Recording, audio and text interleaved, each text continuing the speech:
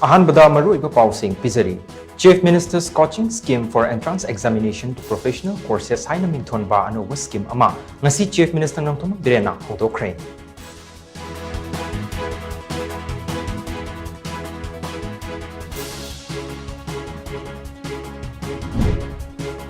BJP na luching ba lengak asigi aswan ba amasung lokan inga yaudra foreign policy na Manipur amadi Northeast region gi miyam awafam da tahalabra haina MPCC ki chief spokesperson Hareshwar Goswami na nunang ba fongdorakli.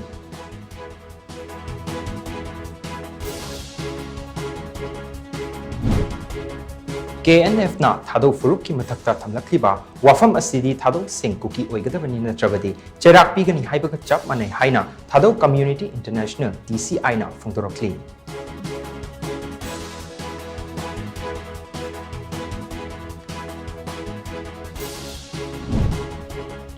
Bangkok ta pangthokkiba ahum suba international conference on midwifery and neonatal care da India gi mahut sinduna Manipur dagi Dr. Resma Saugai jamna wafam kya thamkhre.